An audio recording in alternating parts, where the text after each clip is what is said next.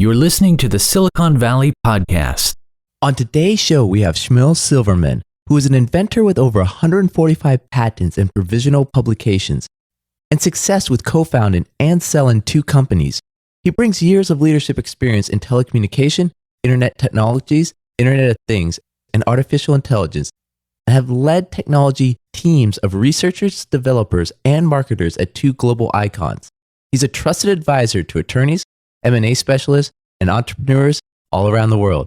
On today's show, we talk about what is the timeline for 5G implementation in our daily lives, how long to build out this infrastructure, how will the collection of security and the massive amounts of data be changed with 5G technology, how will existing businesses be potentially impacted, how will the cost of computers, cell phones, and other electronics change, and much, much more.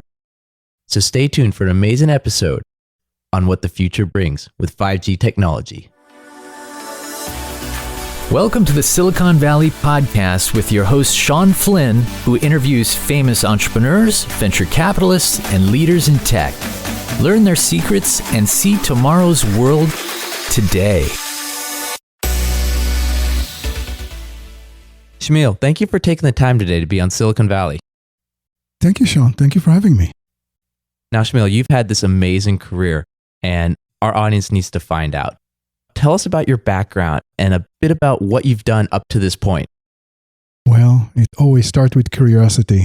I always wanted to know how things are working and broke them apart since childhood. But the most important thing for us is that in the early 2000s, I worked as the director of advanced technology and strategy in Motorola.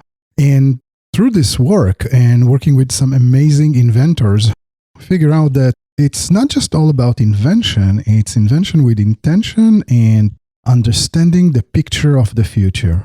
If you don't understand the picture of the future and you don't understand your value proposition, it's a no-go. Technology is just an enabler. What technology were you working on at this time? Just before starting in that position in Motorola, we were working on taking all different area interface, 3G, 2G, wireless, and GSM and other things that were at that space, even actually analog, and digitize them. Move everything over IP. So we created a big, large network that can talk at any area interface technology over IP. Later, we moved into 4G. And at that time, when we were talking early 2000, in the group that I worked in Motorola, we moved all the police departments and all the police or private communication talks into IP. It was all packets, all IP, forget analog. It was a big difference in the world. Later, I want to get into 5G. But before we get there, we need to hear a little bit of background. Can you tell us a little bit about 1G, 2G, 3G, what that means, what it does, the history, so we can kind of pave that path to 5G? So cellular wireless started around the early 80s. And you can think, just give 10 years for every G and you can come to today. So 1G was in the 80s, 2 in the 90s, 3. So you can go like every 10 years, you can see a major improvement and jump in technology, capabilities, capacity, enablement of communication. It started with voice. It was only analog. It moved to narrower channels within analog to use their interface more efficiently. Then it started to be further and further digitized, starting from GSM, Edge, which was improvement on GSM, still somewhere in the 2G, then 3G, which is UMTS. And further to 4G that we know and love today. And 5G is a big step. It's probably the biggest step we've seen compared to all the previous steps that we've done in wireless technology. Now, I'm kind of curious how wireless technology compares to Moore's Law, which is microchips where the number of transistors on a microchip doubles every 2 years, though the cost of computers are half. How has wireless technology kind of related to this? Well, this is interesting. So there's no data in 1G. So you can take in the 0 step. You go to very low kilobits per second in the second step, in the second jump.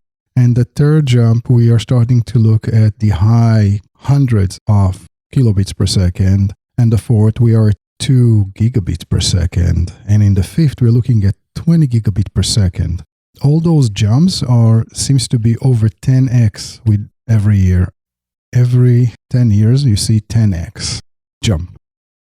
Tell me about the timeline for 5G implementation in our daily lives. How long for infrastructure to build out?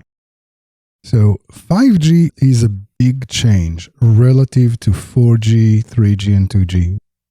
When the first systems were created, the cost of antennas, the cost of base stations, the cost of those systems are very high.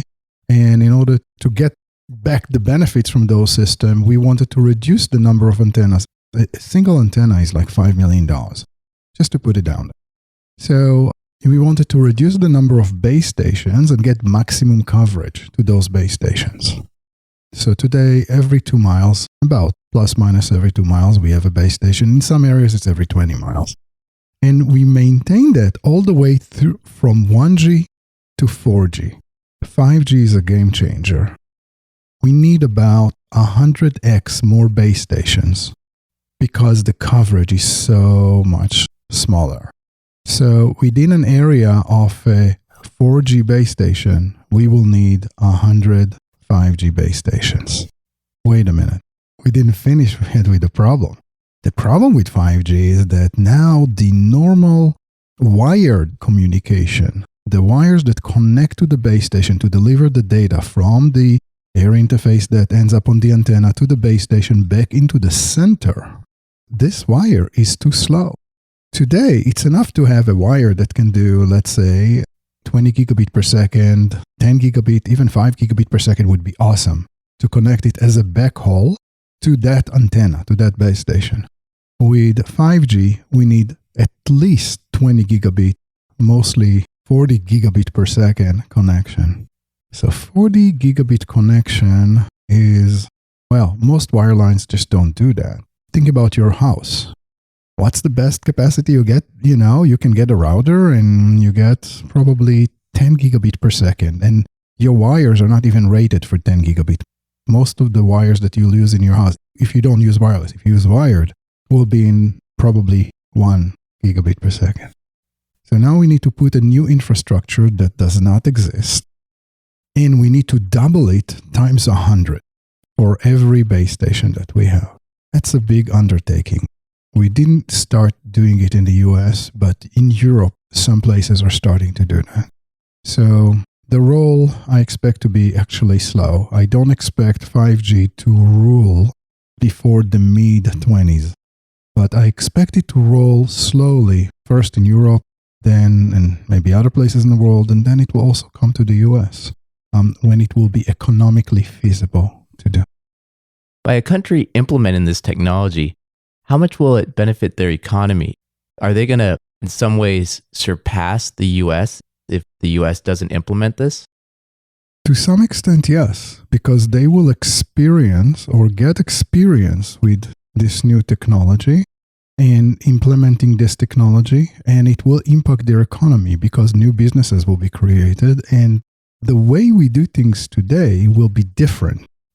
This picture of the future enables technologies and use and value propositions that do not exist today. How are these cities going to be reimagined with this technology? It really depends on those cities, but let's kind of like close our eyes and think about, let's start with something simple. Self-driving car. Today we are investing lots of effort creating AI and machine learning tools that can be set inside a car, making a car extremely smart, almost like human, and allow the car to drive by itself. We call it self-driving cars. And we imagine that in the next few years, we will have lots of those driving around. Of course, there are also laws and regulations that need to change and maintained in order to allow things like this to happen. In the world of 5G, we no longer need a smart car inside a city. We actually better do with a car that is not that smart.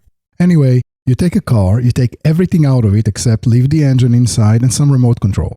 and put the AI somewhere in the cloud. Now the AI can drive the car. What limits cars today, or what we can't envision today, how those systems will work or realize them, is communication. We need to communicate with that car, and we need very little delay on our communication. If we have 20 gigabit per second channel to talk to this car, now we can basically manage the car like a marionette. We can be big AI that control hundreds of cars. It's much more economic. Every time we need to upgrade or change a system, we do it in a cloud. It's very easy and fast. We don't need to do it in every car by itself. If we have bugs or we solve a new problem or create something or new feature, we can have it there. Now we can deliver information back into the car. We have captive audience, maybe not. Think about cars for free. You sit in a car and I'll play you a commercial while it takes you someplace. You don't need to pay. Not too bad idea. If the commercial is interesting, some people will sign up for it. It's easy. Or you pay for that drive, which is also okay. But it all being done from the cloud. Wait a minute. In order for it to be done with the cloud, you're doing 5G. 5G, you need spectrum. So now car operators become spectrum owners. So they need to apply to the FCC for spectrum, the same thing as anybody else. What's spectrum? So we are talking about hair interface, which is electromagnetic waves, basically, or interference within an electromagnetic field. Those interference, or the frequencies in which we are talking, this is the air interface. This is the physical medium that transfers or moves data between our phones or between the two antennas that are talking to one another. Air interface is very, very expensive. It's not a commodity. People are paying billions of dollars for their chunk of air interface in their area, and they pay it or they license it from the FCC. So this would be radio stations right now or cell phone carriers right now. They have a special spectrum that they operate in. Only they can use that. Exactly.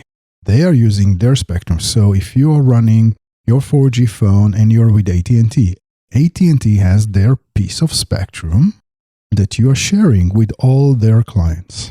If you are, Vodafone, it will be Vodafone, etc., etc. Different service provider. So this is service providers which are cellular service providers. They own the infrastructure, they own the networks, they own the base stations, and they own the air interface. And they have economical model to do that, and this is how they make money. Now, can you imagine that a car operator company, a taxi company if you wish, that has no drivers, they bought and maybe even time-shared an AI somewhere in the cloud. The AI sits in Amazon somewhere on their cloud, and this AI needs to communicate with all these cars, and it communicates through air interface. So that operator needs to own some air interface, and mostly dedicated, because you do not want your car to be interfering with any other car. You want your car to drive, not to stop. You don't have any smarts in the car, and if the AI stops working, you're actually stuck in a car somewhere. By the way, a car that does not have a steering wheel. No, it doesn't even have windows. You just sit in a car. You think you sit in your saloon, in your home, and you're playing a computer game, and you're supposed to be getting from one place to another, and suddenly you're stuck. You don't even know where you're stuck. And you can imagine that 5 years later, people will not even know maps, because you don't need maps. You don't need to navigate anymore. You just tell your system, hey, take me from one place to another. And you just end up being there after a very short period of time. How about that? So we forget about how to use map. We don't know how to drive anymore. We never need to drive anymore because the car is either driven or is driving for us. That's a very different world than what the world that we are living in today. Shmuel, right now, huge corporations are spending billions and billions on autonomous car, the technology. Why not use the LiDAR and all these systems that they're building instead of using 5G? What are the advantages and disadvantages? So the way I think about it is we need to use something that is a combination between the two. There is space for headless cars, and there is space for AI in the car. Challenges that we are facing with AI in the car is, let me tell you a story. Let's say you drive slow, 15, 20 miles an hour. You do a right turn into a street. You see a ball, a red ball, and a boy picking between two cars. He's about to jump into the road. You immediately hit the brakes and veer to the left, and you hit a bicycle. Now, if you're me, you're probably at that point, stop sleeping for a long time. Kind of like you see your life running in front of you, and your heart is in your throat, and whatever it is that you feel emotionally.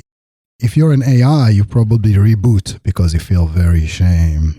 So what do you do when you're an AI in the car? If you're a 5G in the cloud and you can see around the corner way before this car will show up, you can slow it down and manage it. There are what we call, again, interesting pun, corner issues and corner cases associated with AI that we do not know how to solve or have hard time to solve today. And with 5G, we'll be able to solve either with an AI in the cloud or with a completely different system. So right now, the AI, the computers, everything has to be in line of sight for the car to react. But with 5G, it's not line of sight anymore. It's actually the whole ecosystem talking and communicating to each other. Exactly. The entire city is live. You know everything that is happened 10 streets away from you, 100 streets away from you. And then you can make the decision. You can foresee, you can reroute, you can do other things. That's why I'm more in favor with an AI in the cloud. Further, an AI in the cloud drops the cost of a car significantly. So now you can focus the AI in the cloud and manage the city correctly and effectively. Now, obviously, far away from the city may be a different story. But inside cities, I don't see any reason for the AI to be in a car. So once you leave the city, the AI kicks in, all the sensors, all the lasers, everything, back in the city, they turn off right into 5G. Sean, you think like you're driving the car and you own the car. Forget it. When you leave the city, you'll step into a different car. So between cities, it's a different car. Inside the city, you have a car that is extremely cost effective. And most of the traffic and traffic issues that you have are inside the cities, not outside the cities. Outside the cities, either you drive it yourself or you get an AI that drives you, but there are less issues and less corner issues associated with driving cars outside cities on highways. So go back to the spectrum, the use. What laws and regulations will be required for that? That's very interesting. So now we have many people or different operating companies who are supposed to compete, but normally it's from the FCC, but now we have local authorities. So which car company can operate within my city? Do I govern that? Now you start to see local governments who can dictate who can operate in my city and not. Can I allow Uber or can I allow anybody else to operate in my city? How do they operate? How do they interact with each other? How much they can charge or not? How much do they pay to the city? The city never owns air interfaces until now. Now we're talking about cities owning air interfaces. Well, or at least participating in this big game. This is a new economical reality that we need to deal with, and I'm not sure if there are even laws and regulations associated with it. What happens when a car that was driven by an AI got into an accident? Well, I don't know. Who pays for it? How do we insure this system? This entire world has this AI-driven, managed, controlled 5G. It seems to be complex at this time. There are many issues that needs to be resolved just to enable a simple thing, quote unquote, simple thing, self-driven or self-driving car. So it's very interesting. We just interviewed Jonathan Rekatel about smart cities and the dynamics between corporations and local government and technology being implemented. And it sounded from his episode that corporations are going to have so much power, but right now, from what you'd mentioned, it sounds like the local government will actually have this counterbalance of the spectrum. And laws and regulations, they will have to decide what to allow or not, what they get or not, and who can play in their space. And if they do not use that power, then yes, then corporations will win. But we are the people, and hopefully we will maintain some control over what's going on. The way to control it is laws and regulations. So if you as a corporation wants to play in my town or in my city or wherever it is, you need to abide to my laws and regulations. Another thing that was brought up in that interview was data and the data that cities collect. What's going to happen with data when 5G is implemented? Oh, now we're stepping into an all new world. When we're talking about 5G, the amount of data is huge. Right now, cities do use wireless everywhere. Many cities do have wireless everywhere. They will have cameras that take some pictures and more information, but they can't see everything or be in everything. There is limitation, capacity limitation, how much information, visual or not, that you can somehow collect, compress, and deliver and analyze in any data system. Mostly right now, it's a delivery system. We are not fast enough. In 5G, we can now drop very low power sensors who can take high resolution images like we have in our phones, etc., but they can have like thousands of those spreads around a single room, and they can communicate most of it to the cloud extremely fast. So the resolution of information that associate with our privacy, that what we associate today with our privacy and anonymity, is going to go out the window. It's really hard to maintain privacy and anonymity when somebody can see you at high resolution anywhere you go, know anything you do 24/7. What about the storage units for all this data? Is it at capacity right now? What happens in the future when it's 100x? The capacity needs to be at least 100x, or the analysis of the information needs to be done at much faster and compress it and then store only what's important. You know, think about our brain. I mean, our eyes can see at 150 megapixels, at least, if not more, but they can see a lot. With this amount of data, we don't have perfect memory of every frame that we see. And we see, 20, 30 frames per second? We see fast.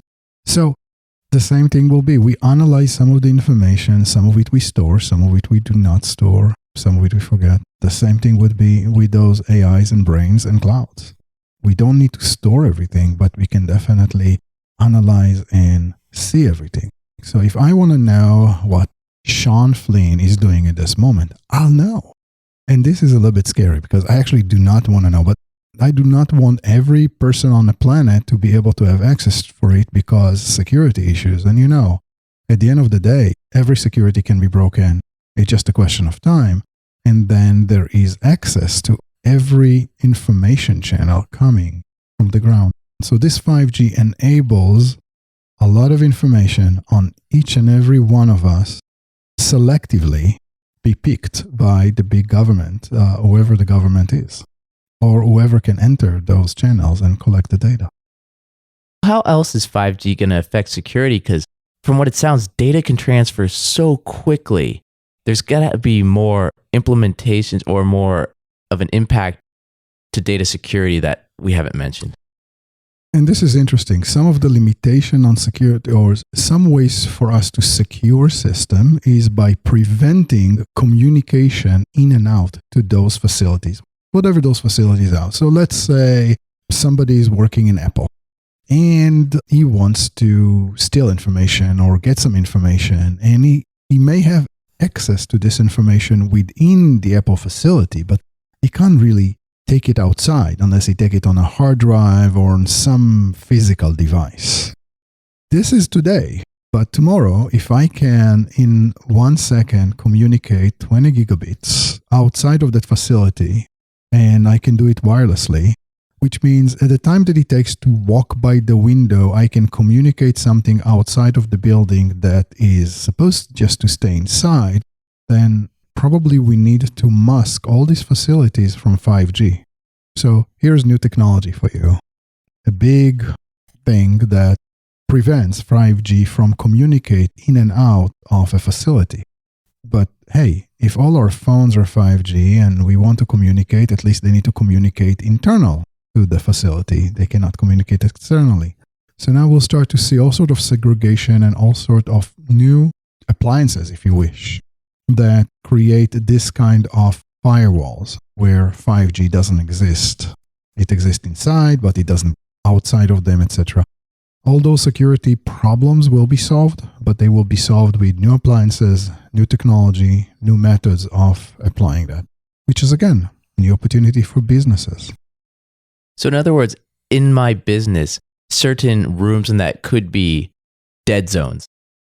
Exactly. And intentionally such. You want to go to those dead zones to be able to communicate freely, knowing that nobody else can listen. How else are businesses going to be impacted in the future? Well, first and foremost, we need to understand what is the picture of the future.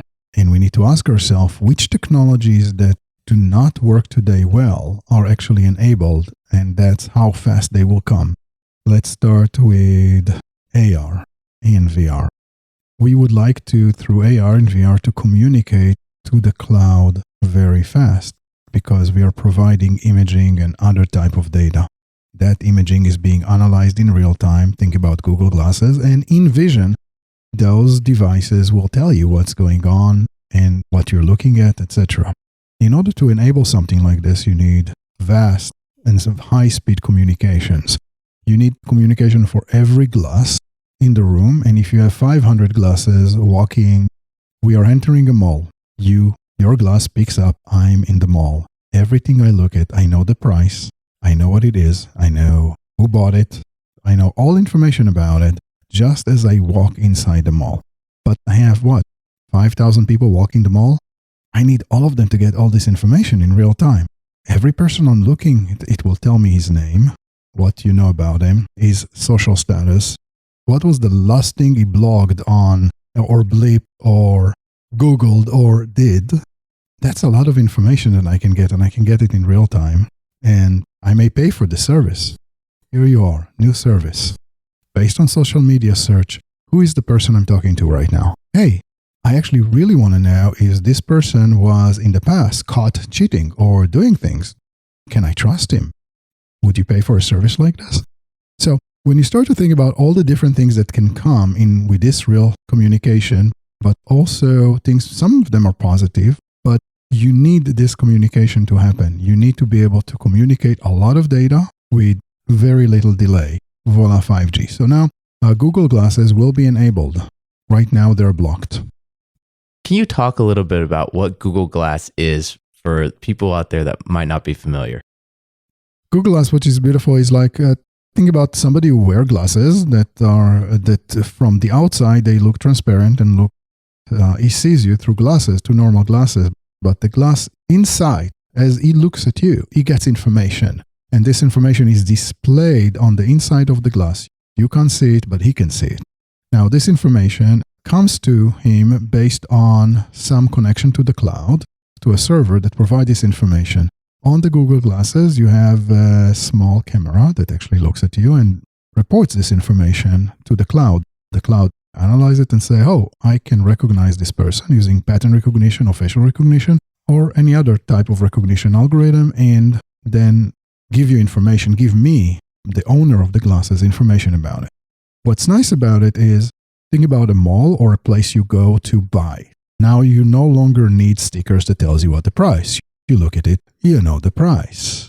You want to go someplace, you tell your glasses, hey, or you say, I want to go this. It will display a map for you. It will tell you where you are on the map relative to where you should go, etc. It's a very convenient thing to manage your life. Now, drop the glasses and let's put something in your eye instead of glasses. So you no longer have glasses, you have something in your eye. What's nice about 5G is that it requires a very tiny antenna. The antennas are actually very small and communicate a lot of data. And if I can actually, on my eye, display what I want to see or get information, I don't need glasses anymore. So glasses is just a step in the right direction. 10 years later, 15 years later, they're gone. So this time frame is, we're talking 10 years from now, 15 years from now. We're not talking 2021, 2022. No. So Google Glasses are enabled almost immediately with 5G. So yes, so inside and indoors, in terms of coverage, you can have all these many, many small base stations that communicate, and you can create this communication technology. So if you think about enablement, indoors are more enabled or can go first, way ahead of outdoors 5G coverage. Because indoors, I can put those infrastructure and base station or small access points in place who can do 5G. While outdoor, now I need a lot of infrastructure with long cables and a lot of concentration of communication, because all those cables at one point are going to a one box, and that box wants to go to another box, and now you got 100 cables on 20 gigabit per second. Now I need 2 terabit per second on a backhaul, etc. So we start to get into higher and higher speeds when we go outdoor. Indoor, we can actually enable it in a more effective way. So what other business models or changes to existing models might occur? So we were talking about Internet of Things, IoT systems, for a long time. And the biggest challenge for IoT was, let's say you put sensors everywhere. How do you communicate to all these sensors? Same thing like Google Glasses. It was really hard to communicate with them. And what we were thinking is that we can connect those small sensors or IoT devices to one another over the air interface. But the problem with this type of connection is that every step you make, every jump you make between one device to another until you get to some infrastructure that can collect this data, every jump you drop in your capacity by half. So after a handful of jumps, basically you get no capacity. So even if you have 200 megabit per second, after 20, 30 jumps, it's just like you get one bit maybe. So the idea is that with 5G, now you do have much more spectrum, and you can make those jumps. And those jumps are actually small in terms of distance, and the coverage is small, so the interference is less. So you can start to think about very small cloud of devices. And now I'm calling it clouds, because if I have 100 devices in this room, it's their own cloud. They communicate between themselves very quickly. And they can share, and one of those devices which is close to the door can now talk to a device outside in the next room, yes? Now we start to connect and create those kind of wireless networks that look like mesh networks, but they're much higher capacity and more effective in the way they work. What are mesh networks? Mesh networks are devices that one device can talk to all of the other devices around it and vice versa. In today's technology, they will interfere with one another, and this what drops their capacity and the amount of data that they can actually send. In 5G, they will send it over short distances, collaborate with only a small team without interfering further. In 2G, 3G, and 4G, there's a lot of interference because the coverage is high. 5G, the coverage is very small. How will the cost of computers, cell phones, and other electronics change with this new technology? Oh, significant. So the reason we need smarts in the phone is because we want it to do all sort of calculations and graphics and all sort of other application that requires a lot of processing power. If we will run those applications in the cloud instead of in the phone, we need to deliver them straight to the phone. And the delivery system is through wireless, and wireless right now in 4G is quite slow. If we have 20 gigabit per second going to the cloud from, let's say, your phone, the phone that you have, why do I need a graphic processor for it? Why do I need a CPU that runs like who knows how much? And why do I need an expensive phone? The only thing that I need is a screen. We call it headless phone. An headless phone is phone that cost you $50 or actually given to you for free because now it's so cheap. And the phone actually runs in the cloud. All the application in the cloud, the only thing that the phone does is the communication. So I have a device that can communicate 5G, and that's the only thing it does. Communicate 5G and has got a screen. And everything else, all the apps, everything else runs in the cloud. Same thing for your computer. Your computer should not be that smart. You should not pay $400 for your computer, or definitely not $4,000 for your gaming computer. The only thing that you need is a screen and ability to communicate to the cloud. Once you have this, you can run your game in the cloud. Your screen is here, but the game is in the cloud. There is only 1 millisecond delay. There is no way we can even notice it. So now you're looking at hundreds of frames per second at 4K resolution coming to your device, and this device is brainless device. This is awesome. Now you can pay for your service and you actually get a service instead of paying for your expensive phone. And don't worry if you drop it into water, it doesn't matter. You can get another one. It's so cheap. It sounds like it'll be a great opportunity for emerging countries, emerging areas that may not have the budget or the daily income to afford, $1,000 computer to have access to all the information in the world. It sounds like it, but it's not. Remember the base stations and all the networks? They still need the infrastructure. And the problem is that before the infrastructure, you can't bring this smartness and capability to the edge devices. Edge devices are your phone, your computer. They're at the edge of the network. Will there be room for startups to compete in this space, or will only large established corporations be involved with this new technology? So at the lower level, yes, at the lower level, we can see only large established corporations able to devise or create this specific technology, the communication level. But from a business perspective, now things are actually opening up. As I mentioned, like before, taxi companies that are basically practically are gone because of Uber, etc., can come back now and actually own cars because it's kind of like cheap to create a system like this. You don't need very expensive cars. You don't need to be Uber with billions of dollars to invest in AI because you can actually timeshare AI even between those companies in the cloud. There are new business models that are created to enable that.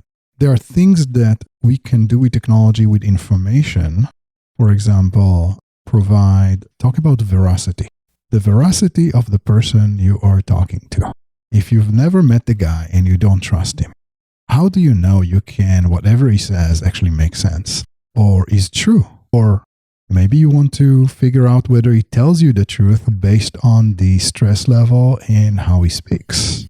You can go with a virtual lie detector on you 24/7. You can know when people is talking to you, what are their emotions in this moment? Because your system, the only thing that it does, the only thing that you do or your sensors that are on your body are doing, they're sending information to the cloud, and there will be an AI that will analyze it and give you suggestions. Hey, this woman you're talking to right now, she's stressed. Maybe you can be a little bit more gentle and just ask her, hey, what's going on with you right now? Dear, how can I help you? Or maybe you can use a more gentle language and so forth. We may be better communicators as a result. Think about it positively. Here is a new application for you. Application to improve the way we communicate. Oh, how about the way we sell? I want to sell you something, okay?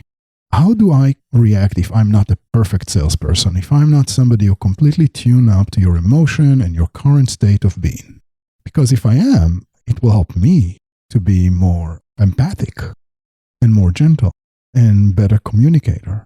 Now, if there's something in my ear that tells me how you probably feel at this moment, based on your tone, based on your voice, or body posture, how you move, how fast are your eyes are reacting, are your pupils are reacting to, etc.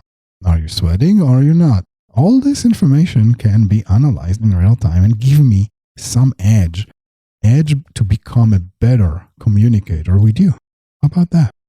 Here's a new application. Now, I can't get all this information today unless I put you in a room and put all the sensors around you and analyze it. But tomorrow, I can do that because I can have those sensors on me, picking up all this information off you, sending to the cloud and getting this big smart machine learning coming back and tell me, hey, here's what you can do better. Or how about asking the following question? So with this, I have to ask, health concerns. You'd mentioned power stations everywhere, antennas everywhere. Should we be concerned? Not so sure yet. It's a good question, and I hear about health concerns with regard to wireless in general. And yes, if you take a wireless station and communicate or use it at very high power, which is few watts, and you lean on it or you're close enough for it, you'll probably be excited by it, meaning your water will be excited. Okay, here we are. Technology. Let's go back. The spectrum of communication that is being used for 4G today is the same spectrum you use for your microwave. The only difference is power. Your microwave uses very high power, and your base stations are very low power. The same thing is going to happen with 5G, and 5G spectrum is even higher frequencies than just 4G. It includes 4G, and it goes 10x and 20x higher. So it goes anywhere from your 2 gigahertz all the way to 100. When you think about this as a spectrum, people will say, oh my God, are you ultraviolet me, or are you X-ray me? What are you doing with all this stuff and all this energy? It's a big question. But if it's low enough energy, then we wouldn't notice. It will not excite our bodies. It's only when we concentrate the beam. Oh, okay, so here is a tool to actually cause damage. You take 100 base stations like this and you focus the beam on a single point in space. And of course, if you are sitting in that point in space, you're going to be a little bit hot very fast. But, well, we can imagine all sorts of crazy things with this. But the important stuff that's not the intention, and this is not how the system is working. Although we are using thousands of antennas and focusing beams in order to communicate with device.